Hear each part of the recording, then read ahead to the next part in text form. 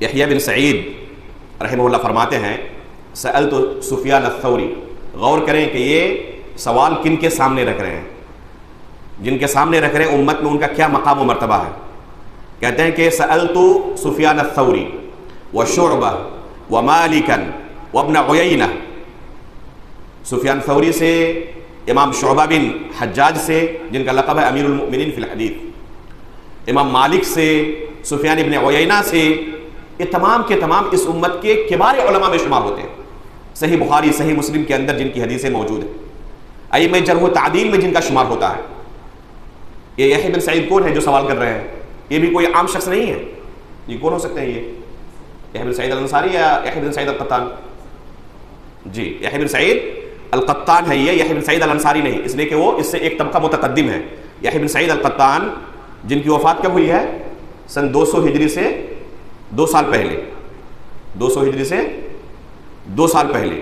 تو یہ سوال کر رہے ہیں سفیان ثوری سے جن کی وفات 161 میں ہوئی ہے، شعبہ بن حجاج سے جن کی وفات 160 ہجری میں ہوئی ہے، امام مالک سے جن کی وفات 179 ہجری میں ہوئی ہے، اور سفیان ابن عیینہ سے جن کی وفات 158 ہجری میں انہی کے ساتھ ہوئی ہے.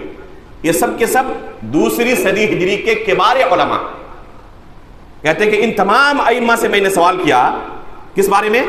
عن الرجل لا يكون ثبتا في الحديث، ایسے شخص کے بارے میں جو حدیث بیان کرنے میں قابل اعتماد نہ ہو، ثقہ نہ ہو، پختہ علم رکھنے والے نہ ہو، قوت حافظہ جن کا مضبوط نہ ہو.